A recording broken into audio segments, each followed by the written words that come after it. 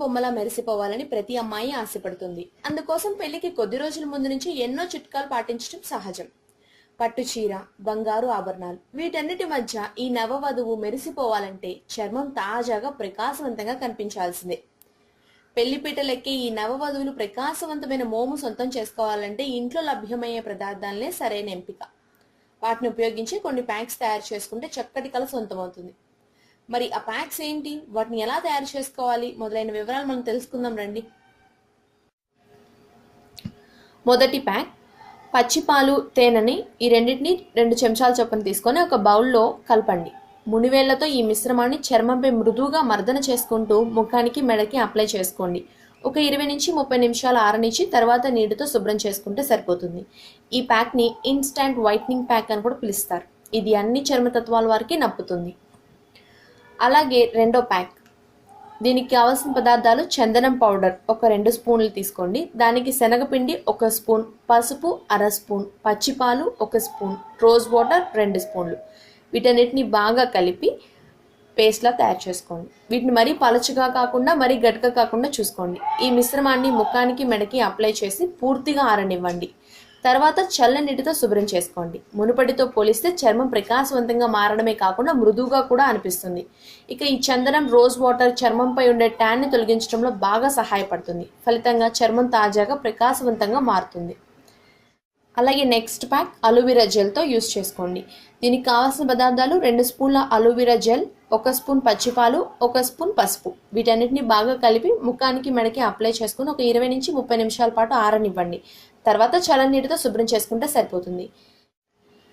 ఈ aloe vera gel జిడ్డుతనాన్ని తగ్గించి చర్మాన్ని సాధారణ స్థితికి తీసుకువస్తుంది. ఈ ప్యాక్ని కావాలనుకుంటే రాత్రి పడుకునే ముందు పెట్టుకుని మర్నాడు ఉదయాన్నే శుభ్రం చేసుకున్నా పర్వాలేదు.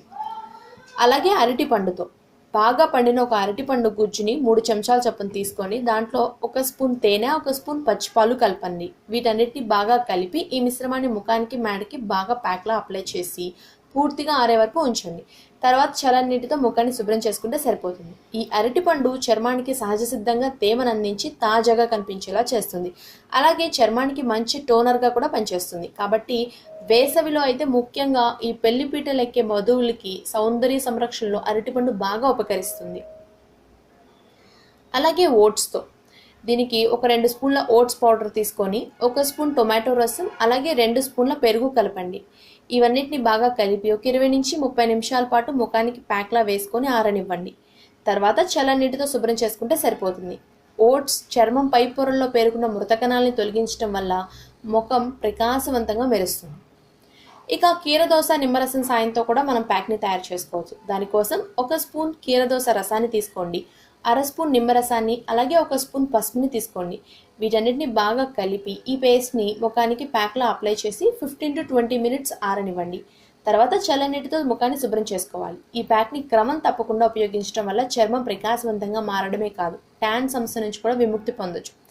ఇవే కాదు, మనం పచ్చిపాలు, బియ్యపిండి, నారింజ తొక్కల పొడి, పెరుగు, బాదం పేస్ట్, బొప్పాయి గుజ్జు ఇలా మొదలైన పదార్థాలను ఉపయోగించి కూడా తయారు చేసిన ప్యాక్స్ కూడా చర్మాన్ని ప్రకాశవంతంగా తాజాగా కనిపించేలా చేస్తాయి. దానివల్ల పెళ్లిలో నవవధువులు తణుకులీనడం ఖాయం.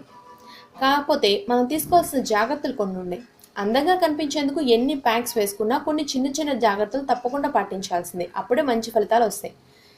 కాబట్టి ఈ ప్యాక్స్ వేసుకునే సమయంలో గుర్తుంచుకోవాల్సిన విషయాలు ఏంటంటే, ఇంట్లో లభ్యమయ్యే పదార్థాలను ఉపయోగించి వేసుకునే సహజ సిద్ధమైన ఫేస్ ప్యాక్స్ రాత్రిపూట వేసుకోవటం వల్ల మెరుగైన ఫలితాలు వచ్చే అవకాశం ఉంటుంది. అలాగే ఫేస్ ప్యాక్స్ పెట్టుకున్న వెంటనే చర్మంపై ఎలాంటి సౌందర్య ఉత్పత్తులను ఉపయోగించకూడదు. అలాగే ఫేషియల్స్ చేయించుకున్న తర్వాత కూడా.